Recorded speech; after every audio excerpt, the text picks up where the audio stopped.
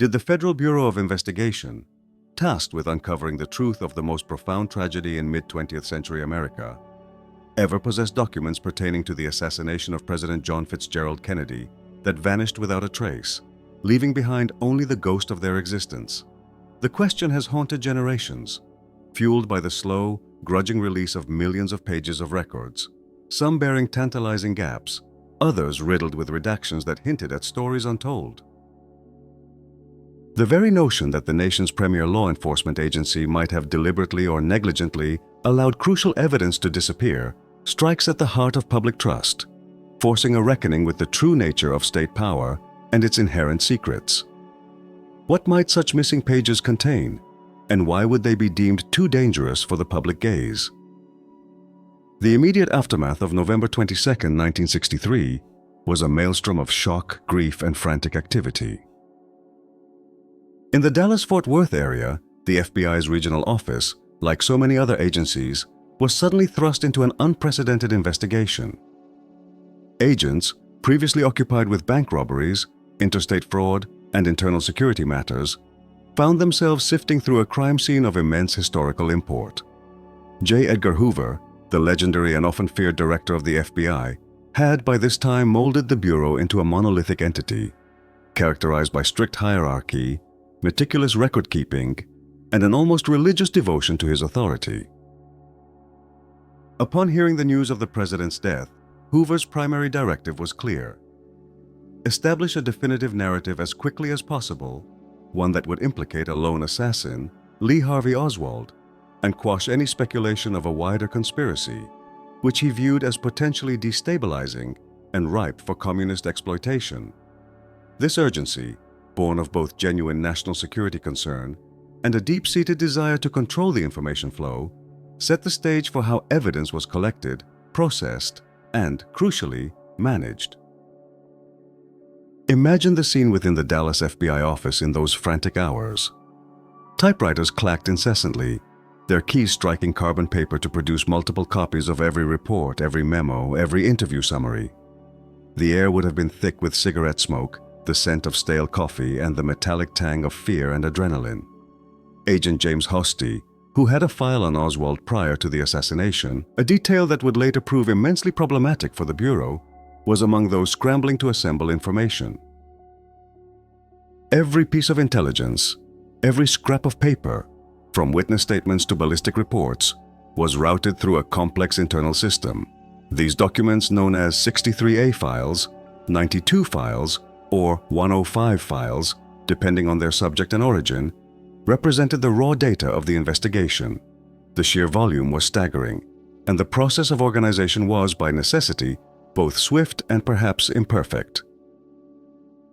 Agents, often under pressure to produce reports within hours of an event, might summarize or paraphrase crucial details, inadvertently losing nuance or even omitting minor facts they deemed irrelevant in the rush to meet demanding deadlines.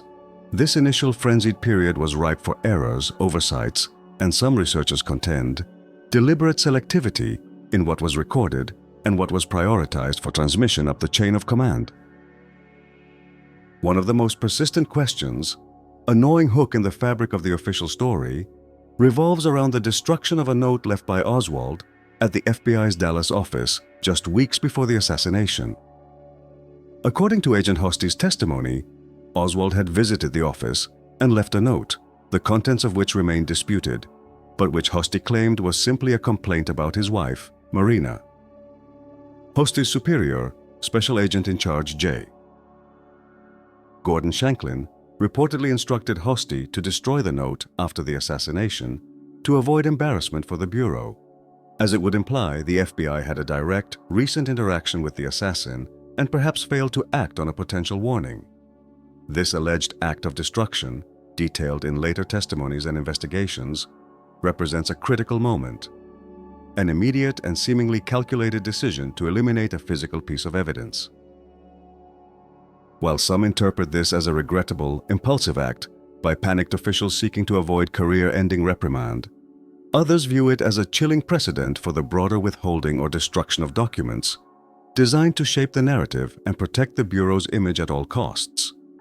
What other pieces of the puzzle, beyond that single note, might have suffered a similar fate in those early chaotic days. The FBI's modus operandi under Hoover was characterized by an almost obsessive desire for control over information. Hoover saw the Bureau as the ultimate repository of knowledge concerning subversion, crime, and anything that might threaten the American way of life, as he defined it. His personal influence permeated every aspect of FBI operations. Agents understood that their careers depended on adherence to his directives and a keen sense of what pleased the director and what might incur his wrath. This culture encouraged careful, sometimes even overly cautious reporting, where ambiguity was often streamlined into definitive statements, and inconvenient facts could be downplayed or omitted entirely if they complicated the desired narrative. The assassination investigation, however, presented a unique challenge. Never before had the Bureau been under such intense public and governmental scrutiny. Every document, every statement, every piece of evidence became a potential weapon or a liability. In this environment, the temptation to clean up the files, to ensure they presented a coherent and unimpeachable account, would have been immense. The Warren Commission, established by President Lyndon B. Johnson just days after the assassination, relied heavily on the FBI's investigation, essentially deputizing the Bureau to provide the bulk of its factual basis.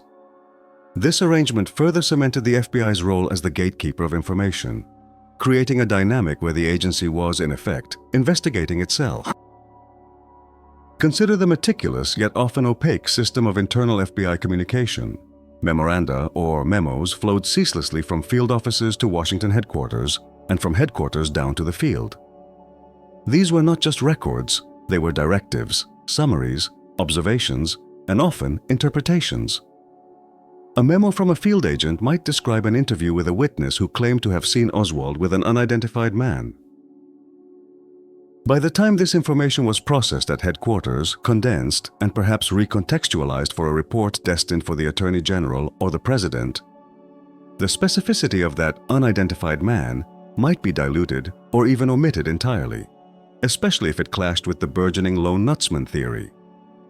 The physical handling of these documents involved filing clerks, supervisors, and review committees, each a potential point of filtration. A particularly sensitive piece of intelligence, perhaps an informant's report detailing Oswald's prior connections to dubious characters, or a suggestion that he had been an asset for a foreign power, however unverified, might be segregated, classified at a higher level, or placed in a do not file category, effectively removing it from the general investigative file. Such practices, while not necessarily indicating malicious intent, certainly allowed for selective retention and presentation of information. The consequences of such administrative choices were profound, shaping not only the narrative presented to the Warren Commission, but also the very historical record. The first significant public revelations of missing information began to surface decades later, notably with the work of the House Select Committee on Assassinations, HSCA, in the late 1970s. Researchers working for the HSCA encountered numerous instances where documents they expected to find in the FBI's central files were either entirely absent or present only in heavily redacted forms. For instance, the committee found that several files relating to Oswald's activities in New Orleans in the summer of 1963, particularly his interactions with anti-Castro Cuban exiles and figures with alleged intelligence connections, were unusually sparse or seemed incomplete. This period was crucial, as it was during this time that Oswald engaged in public pro-Castro activities, which many researchers believe were a cover for other, more clandestine associations. Was the absence of detailed FBI surveillance reports or informant summaries from this period simply an oversight, or did it suggest a deliberate effort to obscure the extent of Oswald's pre-assassination contacts, perhaps to avoid implicating other government agencies or sensitive informants? The implications were, and remain, unsettling. One leading interpretation suggests that the missing pages were largely a product of the FBI's deeply ingrained bureaucratic practices and, at times, sheer incompetence. In an organization as vast and complex as the FBI in the mid-20th century, with its thousands of agents, millions of documents, and multiple layers of classification, misfiling, misplacing, or even accidentally destroying documents was not unheard of. Some materials, deemed non-pertinent at the time, might have been routinely purged or relegated to obscure archives, only for their significance to be recognized much later. For example, a minor background check on a peripheral figure might be filed under that figure's name, rather than cross-referenced to the main assassination file, making it effectively lost to an external review without precise knowledge of its existence. Researchers have pointed to the sheer volume of paper generated by the FBI's operations as a contributing factor, where maintaining a perfectly indexed and comprehensive archive, especially for an unprecedented event like the Kennedy assassination, was an insurmountable task. This perspective paints a picture of a system overwhelmed by its own output, where holes in the record were more a symptom of administrative chaos than malicious intent. However, this still begs the question: how could such an inherently meticulous organization, under the watchful eye of a control-obsessed director, allow such vital information to simply vanish? Yet another, more troubling interpretation posits that the omissions were not accidental but deliberate, driven by a desire to protect the Bureau itself or certain national security interests. The FBI, for all its meticulousness, was also an agency acutely aware of its public image and political vulnerability. Any information that might suggest the Bureau had prior knowledge of Oswald's dangerousness but failed to act, or that he had connections to organized crime or foreign intelligence agencies that the FBI was unable to penetrate, would have been deeply embarrassing and potentially damaging to Hoover's legacy. For example, if FBI informants had penetrated circles Oswald associated with, and those informants provided intelligence that was subsequently overlooked or misinterpreted, the relevant reports might have been quietly disappeared to shield the agency from public blame and preserve the integrity of ongoing operations and sources. The practice of sanitizing files to remove sensitive informant identities or operational details was a common one in intelligence agencies of the era.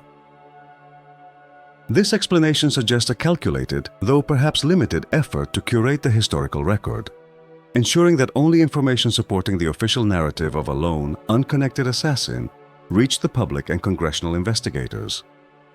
What secrets, deemed too sensitive or too damaging to the reputations of powerful institutions, might still lie buried or irrevocably destroyed, perpetually beyond the reach of historical scrutiny? The initial efforts to reconstruct the missing elements of the FBI's files, driven by persistent journalists and dedicated researchers, often met with official resistance and denials. The climate of government secrecy during the Cold War era further exacerbated the problem. Agencies like the FBI operated under broad mandates of national security, often interpreting these mandates to justify extreme measures of concealment. The very act of questioning the completeness of the files was, for some within the government, seen as disloyal or even subversive. The prevailing attitude was that the government knew best what information the public could handle, and that transparency could jeopardize ongoing operations or destabilize public confidence. This mindset provided a powerful shield behind which documents could disappear, either through intentional destruction, permanent classification, or simply being lost within the vast and opaque bureaucratic labyrinth. The enduring consequence was a profound and lasting erosion of public trust, fostering a fertile ground for skepticism and the proliferation of alternative theories, a legacy that continues to shape America's relationship with its government. The question that continues to resonate, decades after the fact, is not merely what was missing, but why it was made to disappear, and what that absence reveals about the true custodians of history. The years following the Warren Commission's report, which concluded Oswald acted alone, saw a gradual but relentless chipping away at the seemingly monolithic official narrative. Public skepticism deepened as new details emerged, often through leaks or the arduous work of investigative journalists. The initial assurances of transparency gave way to grudging admissions of withheld information, primarily concerning the CIA's activities and other national security matters. However, the FBI's files remained a central point of contention. The agency under Hoover maintained a near-absolute grip on its records, resisting external review with a formidable bureaucratic inertia. Only with Hoover's death in 1972 and the subsequent scandals that plagued the Bureau in the post-Watergate era did the Iron Curtain of secrecy begin to show cracks. Yet, the question of truly missing documents, pages that were once present but later absent, continued to gnaw at researchers and congressional committees. How could a meticulously documented investigation leave such tantalizing voids? And what did this tell about the inherent power of institutions to shape their own histories? When the House Select Committee on Assassinations, HSCA, reopened the investigation in the late 1970s, it was granted unprecedented, though still limited, access to government files. This second major inquiry, unlike the Warren Commission, approached the task with a more critical eye, acknowledging public doubt and the need for greater transparency. HSCA investigators, poring over millions of pages, encountered firsthand the challenges posed by the FBI's record-keeping practices. They found instances where crucial raw intelligence reports, the initial field observations and informant debriefings, were difficult to locate or appeared truncated in the official files provided to them. For example, some researchers have pointed to the apparent lack of extensive FBI surveillance on Oswald during his time in Mexico City in September 1963, despite his known attempts to contact Cuban and Soviet embassies. Given the intense Cold War context and the FBI's mandate to monitor suspected communist sympathizers, the perceived sparseness of these records seemed highly anomalous. Was it simply that the Bureau's surveillance was less effective than commonly believed? Or were the more detailed reports simply never released, perhaps to avoid revealing the extent of U.S. intelligence operations in Mexico or the identities of sensitive assets? The committee's final report, while generally affirming the single gunman theory for the shooting of President Kennedy, cautiously introduced the possibility of a conspiracy and notably highlighted the deficiencies and omissions in the intelligence community's handling of the case, implicitly acknowledging the problems with the very files they were reviewing. The physical process of classification and redaction further contributed to the missing pages phenomenon, albeit in a more visible yet equally opaque manner. In the mid-20th century, government documents deemed sensitive were often stamped with classifications such as confidential, secret, or top secret. When these documents were later requested for public release or congressional review, they underwent a process of declassification. This was not a simple act of removing a stamp. Rather, clerks and officials, guided by often vague directives and legal precedents, would review each page. Using indelible black ink, or sometimes even razor blades to physically remove sections, they would obscure names, dates, locations, and entire paragraphs deemed a threat to national security, ongoing investigations, or the privacy of individuals. A typical scene might involve a government employee, perhaps in a windowless office, hunched over stacks of papers, a special black pen in hand, meticulously obliterating portions of text. Each redaction was a decision, a judgment call made on behalf of the state, often without public oversight. The consequence was a mosaic of blacked-out words and phrases, leaving behind a fragmented narrative that often raised more questions than it answered, implying that the most crucial information lay hidden beneath the ink.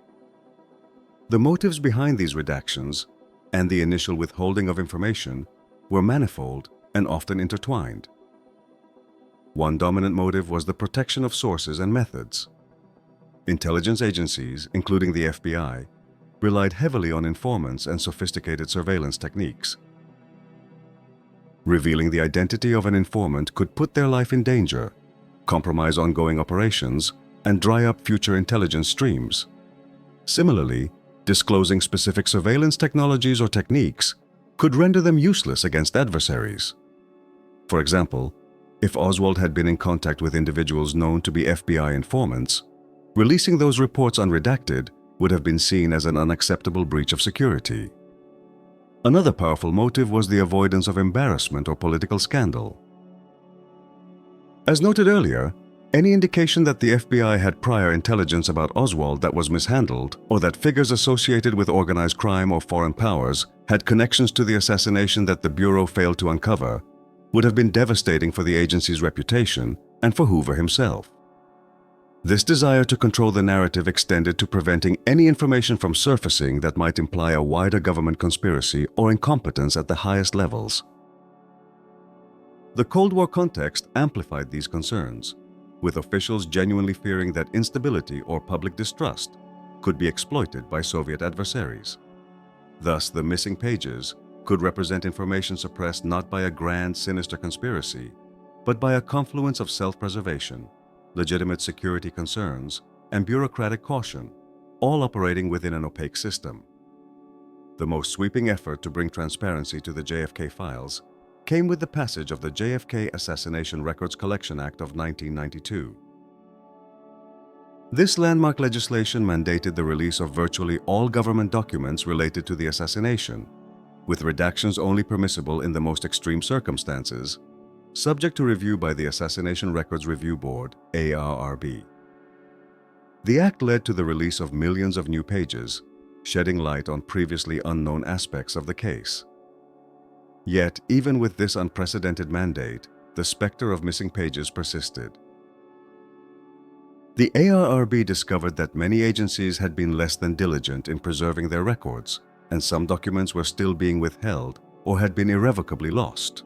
For instance, the ARRB found evidence that certain FBI teletypes and cables from the immediate aftermath of the assassination, particularly those involving communications with other agencies or foreign governments, were either missing or incomplete in the official files. This raised the critical question: were these minor administrative oversights, or were they deliberate omissions intended to obscure interagency communication and potential prior knowledge? Researchers now generally offer three leading interpretations for the phenomenon of missing pages in the FBI's JFK files, steering clear of unsubstantiated fantasy while acknowledging the lingering uncertainty. According to one version, the absence of certain documents is largely attributable to both bureaucratic inefficiency and the sheer volume of material. In a sprawling organization generating millions of records annually, misfiling, accidental destruction during routine purges of non-essential documents, or simply poor cross-referencing could account for many of the gaps. This perspective suggests that no malevolent intent was at play, merely the inherent fallibility of a vast paper-based record-keeping system. A second leading interpretation suggests deliberate, though limited, withholding or destruction of documents for reasons of national security or institutional protection. This view posits that specific documents, particularly those pertaining to FBI informants, ongoing operations, sensitive intelligence methods, or potentially embarrassing contacts involving Oswald or other figures, were intentionally withheld or destroyed. The motivation here would not be to cover up a conspiracy to assassinate the president, but rather to safeguard intelligence sources and methods, prevent public embarrassment for the Bureau, or avoid diplomatic incidents. For example, some researchers hypothesize that records detailing the extent of the FBI's pre-assassination surveillance of Oswald or their interactions with him might have been destroyed or permanently classified to avoid public and congressional scrutiny of the Bureau's perceived failures. The third, more contested, but still academically discussed interpretation suggests that some missing documents might have been a part of a broader effort to obscure or destroy information pointing towards a larger conspiracy. This perspective, while not necessarily endorsing fantastical scenarios, posits that certain elements within the government or intelligence community might have systematically removed or altered records to prevent investigators from uncovering evidence of complicity, either in the assassination itself or in a cover-up thereafter. However, it is crucial to note that concrete, undisputed evidence proving such a systematic, high-level conspiracy to destroy all incriminating documents remains elusive, leading this to be a more speculative, albeit persistent, line of inquiry among some historians and researchers. The absence of a document, after all, can never definitively prove what it once contained, only that something is no longer there. The saga of the missing pages from the FBI's JFK files is a microcosm of the enduring struggle between government secrecy and public transparency. It reflects the immense power of institutions to control information, to curate the historical narrative, and to shape public understanding of profound events. Decades have passed since that fateful day in Dallas, and millions of pages have been released, yet the questions persist. For every newly declassified document, there remains the nagging suspicion of what might still be hidden, what was never recorded, or what was irrevocably destroyed. The files, for all their voluminous detail, stand as a testament not only to what we know, but to the unsettling possibility of what we may never fully comprehend about the tragedy, leaving a pervasive shadow of doubt over the complete truth.